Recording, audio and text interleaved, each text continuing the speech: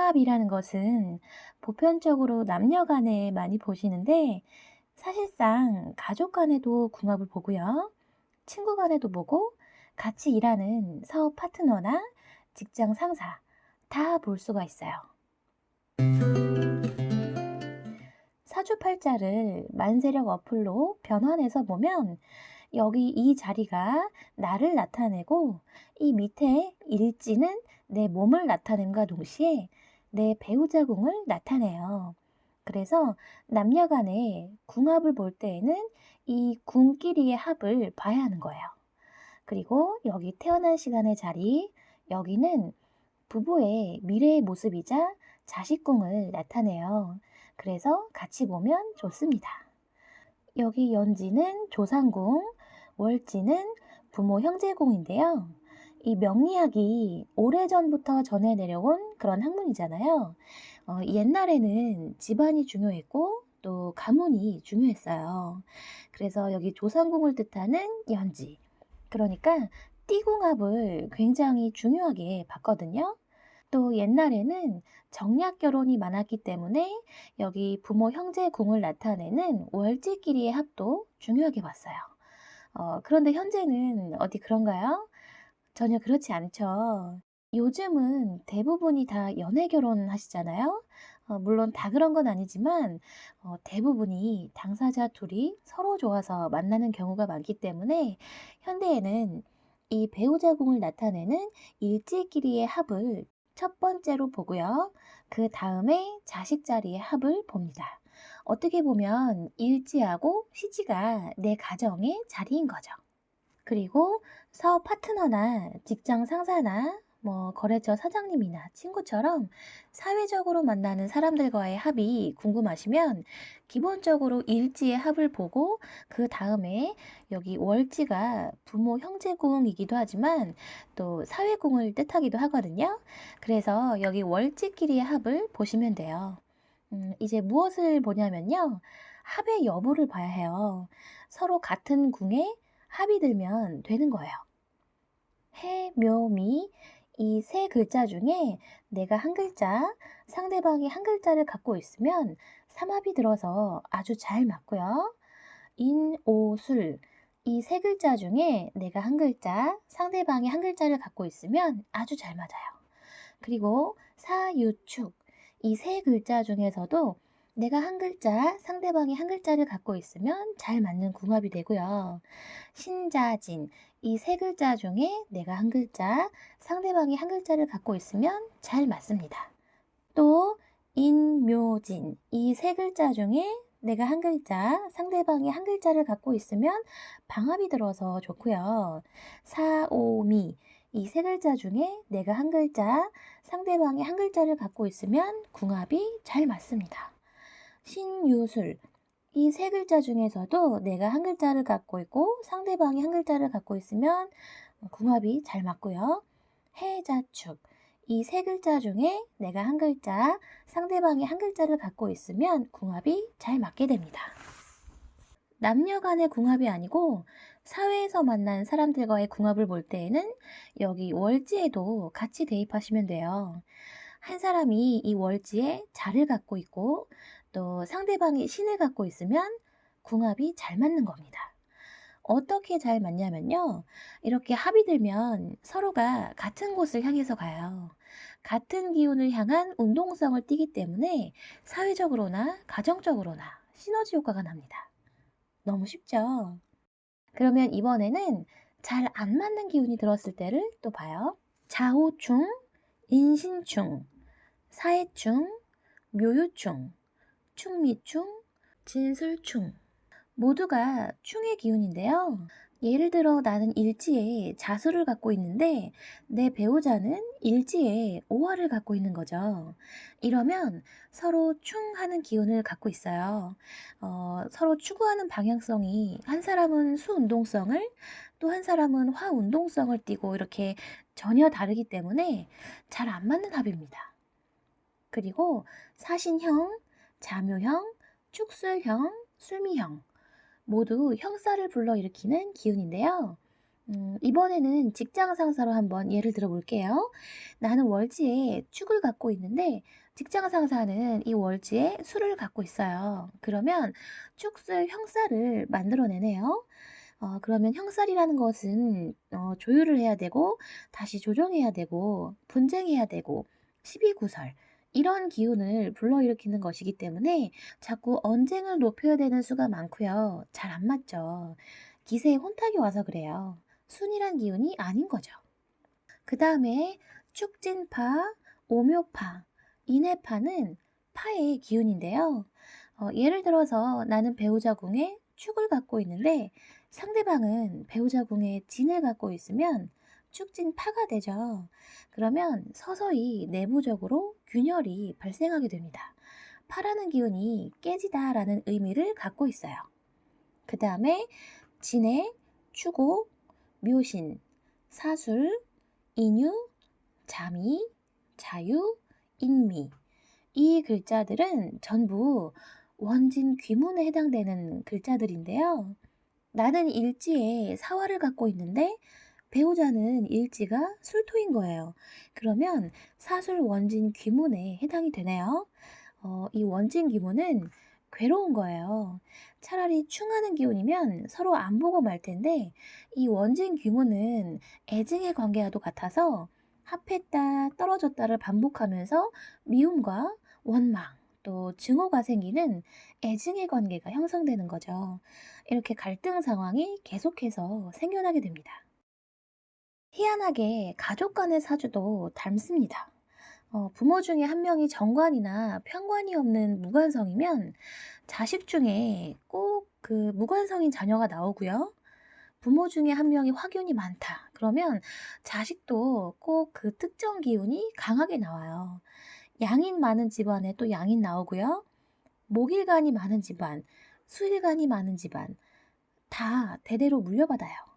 물론 예외도 있지만요. 대체적으로 보면 그렇습니다. 제가 아이가 셋이 있는데 초보자분들은 잘 모르시겠지만 제 첫째 아이가 경신일주예요. 그리고 둘째 아이가 임자일주고요. 셋째 아이가 정미일주입니다. 이 정미일주도 이 겉으로 봐서는 미토가 토기운으로 보이지만 결국에는 이 화기운을 가득 품고 있는 토이기 때문에 간여지동이나 다름이 없는 양인의 기운이 나오거든요. 셋 다 아주 개성이 뚜렷한 그런 공통점이 있는 아이를 셋을 낳았어요. 아무튼 유전자나 DNA가 있는 것처럼 이 사주에도 사주 DNA가 있어요. 되게 재밌죠? 성으로 보는 것은 남녀 간에 해당이 되는데요. 이 성으로 보는 방법은 굳이 상대방이랑 맞춰보지 않아도요. 그냥 내 사주만 놓고 봐도 그 안에 다 나와 있습니다. 내가 어떤 남자를 만날지, 어떤 여자하고 인연이 될지 다 나오는 거예요. 여기 한자에 붙는 십성이 있어요. 만세력 어플을 보면 다 나오죠. 여기서 먼저 남자분들은 정제나 편제가 배우자성을 뜻하기 때문에 정제나 편제가 어떤 모습으로 있는지를 보시면 되고요. 여자분들은 정관이나 편관이 남자, 배우자성을 뜻하니까 정관이나 편관이 어떤 모습으로 있는지 보시면 돼요. 이 배우자성을 뜻하는 십성이 없다고 해서 결혼을 못하고 배우자가 없고 그런 건 아니고요. 배우자를 뜻하는 십성이 없으면 그 성을 생해주는 십성을 또 보시면 돼요. 그러니까 남자 사주에는 식신이나 상관처럼 식상이 재성을 생해주거든요. 식상생재한다고 해요. 그래서 식신이나 상관의 모습을 보면 되고요. 여자 사주에 관성이 없을 때는 재성이 재생관을 해주기 때문에 정제나 편제의 모습을 살펴보시면 됩니다. 일단 이 배우자성을 뜻하는 여자 사주의 관성 그리고 남자 사주의 재성이 극을 받거나 설되고 있거나 생하지 못할 경우에는 이제 문제가 생기게 되어 있는데요. 먼저 여자 사주에 정관이 있는데 같이 있으면 안 되는 십성이 있어요. 바로 상관인데요. 상관이 있다 그러면 상관이 정관을 견관한다고 해서 정관을 극하는 기운이에요. 이 정관은 길신이기 때문에 극하기보다는 잘 보호가 되어 있어야 좋은 것인데 이렇게 상관이 있어서 상관, 견관 되고 있으면 불화수, 이별수가 생길 수 있습니다. 그런데 배우자성이 이제 정관이 아니고 편관으로 있으신 분들이 있어요. 이 편관은 음양의 조화가 잘 안 맞아서 정신적인 스트레스가 항상 따라올 수 있는 그런 배우자성이거든요. 그래서 최대의 흉신으로 봐요. 아까 정관과는 다르게 이 편관은 극을 좀 해줘야 오히려 더 좋아요. 그러니까 편관이 있으신 분들은 식신이 있나 한번 찾아보세요. 식신이 있으면 길입니다. 식신이 편관을 제살한다고 하고요. 이렇게 식신 제살이 되면 오히려 배우자하고와의 사이가 더 좋아요. 그러니까 배우자성이 편관으로 있으신 분들은 식신이 있어야 더 잘 삽니다. 식신이 없으면 상관이라도 있어야 돼요. 식상의 재화가 된 편관은 마치 정관처럼 바뀌는 듯한 현상이 생겨요. 어떤 괴팍한 남자를 만나도 순한 양으로 만드는 것이 식신입니다. 없으면 상관이라도 있어야 좋다는 거 알고 계시고요. 그 밖에도 여자 사주에 정인이나 편인처럼 인성의 기운이 많거나 강해도요, 배우자 성인 정관이나 편관의 기운을 너무 많이 빼기 때문에 설기한다고 하죠. 그 배우자를 무력하게 만듭니다. 정인이나 편인이 너무 많으면 부부 모두를 생각하기보다는 개인적인 만족을 우선으로 생각하는 경향이 있기 때문에 또 화합하지 못하게 되죠. 그 다음에 이제 남자 사주에는 정제나 편제가 이 배우자성을 나타내는데요. 결혼하기 전에는 여자친구를 재성으로 보시면 되고요. 결혼하고 나면 배우자로 보시면 돼요. 이 재성은 정제나 편제나 참 소중해요.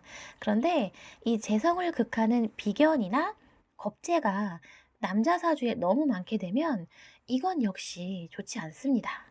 특히 내 배우자 궁을 뜻하는 일지가 비견이나 겁재로 되어 있으면 간여지동이라고 해서 이것 자체로도 일단은 내 주장이나 내 의견, 내 기운이 너무 강해서 배우자하고와의 사이는 약간 불리하거든요. 그런데 정제나 편제 주변으로 비견이나 겁재가 하나가 있는 게 아니고 두 개, 세 개, 네 개 이렇게 있으면 내 배우자가 비겁의 극을 너무 많이 받아서 온전할 리가 없겠죠. 이렇게 비겁이 많은 남자의 아내분은 참 힘듭니다. 역시 불미한 경우의 수가 생기고요. 그래서 일단 알고 계시면 되고요. 알고 있다라는 것 자체가 개운법이 될 수 있어요. 내가 알고 있으면 그만큼 더 조심하고 노력을 할 테니까요. 사주 공부하시면 도움이 됩니다.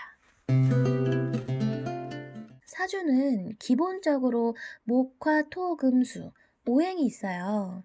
이 오행이 있다는 것은 오행이 각각 다 맡은 역할이 있다는 거예요. 그런데 우리가 사주를 딱 열어보면 이 오행이 다 있으신가요? 5개 기운 중에 4개만 있는 사람, 3개만 갖고 있는 사람, 오행 중에 어느 한 기운이 되게 많이 있는 사람. 실제로는 이래요.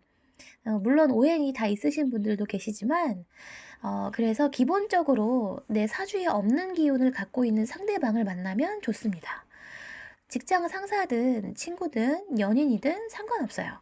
자주 마주해야 되는 사람일수록 더 좋고요. 목화토금수 오행 중에 내 사주를 열어봤더니 화토금수만 있고 초록색 목기운은 어디에도 없다 하시는 분이라면 목기운이 강한 분을 만나면 좋아요. 반대로 나는 오행 중에 토기운이 엄청 많다. 3개, 4개씩 된다. 이럴 때 똑같이 또 토기운이 많은 사람은 그다지 큰 도움이 안 됩니다. 너무 쉽죠? 만세력에 보면 색깔이 다 칠해져 있어서 보기가 어렵지가 않아요. 목은 초록색, 화는 빨간색, 토는 노란색, 금은 하얀색, 수는 검정색입니다. 어떤 오행이 없는지 많은지를 보시고 없는 것은 상대에게서 찾고 나에게 많은 것은 상대에게 안 보이면 좋아요. 아까 1단계에서 합의되는 글자들의 조합, 그리고 형충, 원진, 귀문 같이 안 좋은 글자들의 조합을 알려드렸잖아요. 이 글자들의 조합을 잘 기억을 하시고 내 사주 원국에 있는 글자와 대운, 그리고 세운처럼 운에서 오는 글자들의 합을 맞춰보는 거예요. 만약에 내 일지가 유금인데 올해 같은 경우에 경자년이라서 세운에서 자가 왔잖아요. 그러면 자유원진 귀문이네요. 그러면 올해 배우자와의 사이가 그닥 썩 좋진 않겠다라는 것을 예감할 수 있겠죠. 또 만약에 내 월지가 묘목인데 올해 경자년에 자수가 왔다. 그러면 자묘 형살이 되잖아요. 그러면 여기는 사회공이니까 뭔가 직장에서 일이 잘 안 풀리거나 분쟁거리가 생기거나 아니면 사회에서 만나는 그런 사람이랑 대인관계가 안 좋아질 수가 있겠구나. 또 여기는 부모 형제공이기도 하니까 부모님과 그런 일이 발생할 수도 있겠구나. 이렇게. 또는 내 월지가 오화라면 올해 경자년의 자수랑은 좌우충이 되잖아요. 그러면 서로 다른 운동성을 가진 글자, 전혀 다른 기운을 갖고 있는 글자이니까 사회적으로 변화, 변동수, 이를테면 뭐 이직이나 업종의 변화나 주거의 변동, 이렇게 변화, 변동수가 올 수도 있겠구나. 이렇게 해석해 보는 거예요.